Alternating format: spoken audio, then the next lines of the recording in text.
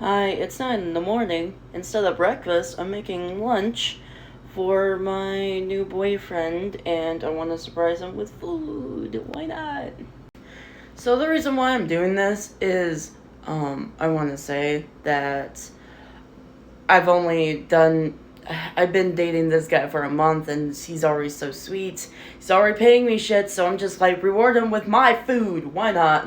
But also, you guys really liked the homemade mashed potatoes that I posted last time when I posted about food. And I don't have bacon on me, so I might just do cheesy mashed potatoes instead. So yeah, get the medium sized pot into there, and then we're gonna eyeball it. Make maybe around like here. Not a lot of measuring. I don't care. Around over there, like half a quarter left to fill. Yeah, that should be enough. Alright, put this on the oven, then turn this for 7. And with the potatoes, cook your potatoes. Like 4 potatoes and wash them. Don't use soap, that will poison. I've seen a lot of rage baits with washing the rice, so I don't know why people like to rage bait over like fucking grains. Once you got all your spuds washed, get a fork and poke holes around and up top to let like all the moisture, like while you're boiling the potatoes, it softens on the inside while you're drilling like the holes in there. Now for poking the holes, it doesn't matter how you do it, as long as like maybe 8-inch, like fork inch in the potato. Okay. While that's heating up, I put a little bit of butter in the pan while it like flavors it up. Also keeps it softened, because sometimes butter softens a lot of food inside there. So I thought it was a good idea. While that's starting to boil, we're going to prepare this. So what's a good healthy way to wash this? Just wash it with water, not soap. Don't fucking rage bait with this. I don't rage bait. It's fucking pathetic if you rage bait, because you're just asking for attention that is not needed. Now, it is completely up to you if you don't want to wash your pork, chicken, maybe steak.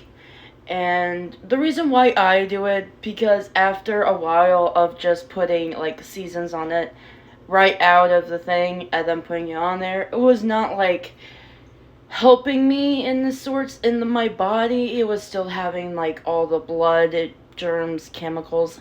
I don't know what they do in the factory when they like package all that, but I'm not too sure if they ever washed it. So I will do a quick rinse of wash and then put the little small spices on there. Again, do the hell you want. After washing, I don't know, you can dip it in olive oil. That is completely up to you.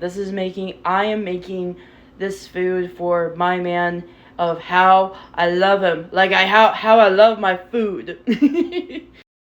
Now for seasoning, I'm gonna use, again, you can use however you want. I got Greek seasoning right here, pepper, salt, and Old Bay. Just a little dash of Old Bay. And how I'm seasoning, I'm just doing a little dab, because I know how big this stuff is. God, come out! Like that. Now with your frying pan, I don't use this burner a whole lot, so we're also going to put this at a 7, just like this one. Do a medium heat, but still a little bit high, and then we're going to have a dash, just a little puddle on there, just enough to coat everything. Yeah, satisfaction for you all to see this. Well, little test work for this. If it's not, if it's like, how do I put this? Okay, once, like, okay, here's a special hint. Okay, let's do it with the meat. If it's like doing this, but not going all the way through, it's still softening. Let's say that. But don't use it all the way. We want it actually to fall apart. So we're going to leave it on for a few minutes more. When you think it's enough, you place your hand, not fully to fucking burn your hand. Again, no rage bait. But just feel the heat off of it.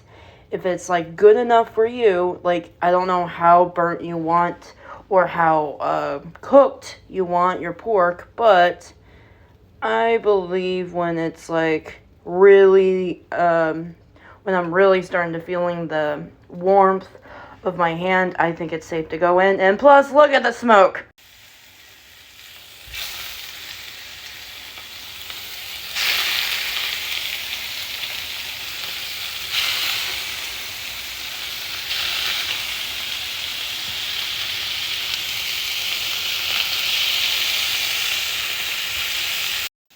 Also, while those are cooking, I forgot to tell you what kind of potatoes you should be using. Or if you don't want to use these potatoes, you can use them like you can use different potatoes, yellow, red, maybe actually cooking potatoes, but I use russet potatoes because that's more old-fashioned, but I do like red potatoes more than the russet ones because honestly, better texture, better like potato skin in the potatoes. I like potato skin in my potatoes. But again, that is however you want to, but I use these sometimes. Now, while you're cooking your meat on the pan, and if the oil already dries up, it is okay to do a dash of water. This helps the meat also soften, get a better texture, not get too dry inside, you know? So this is what we're gonna do. Just do that, and that should do it. I decided to do a little taste stab, and it was soft enough so I can cut it in half and let it boil more. Soften more up with the half sides to make it soften up a little bit more faster. When most of all the halves of the potatoes are very soft and to easily cut through with the fork, turn off the heat of this and go carefully rinse out the pot of the potatoes. Once all the water is mostly drained, you might have to start, if you have a potato masher, if you have yourself a mixer, but for me, that doesn't have that, hand press with the same fork you're using, and just easily do that, yes. And it should look something like this. Now that is completely up to you to put milk in or whatever kind of milk base that you want to put in. It will make it help it nice and creamy, but I don't have a lot of milk in my house, so I'm not going to use it. So I'm going to use a bit of butter, and I'm also going to use some seasonings for it. That is completely up to you. By the way, don't mind my dishes. Work in progress. But I'm a bit of a cheeseaholic. So I put some butter in here and also some cheese and try to mix it up and mash it up all together. And there you have it. That's how you make mashed potatoes. Cheesy mashed potatoes if you like it. And pork.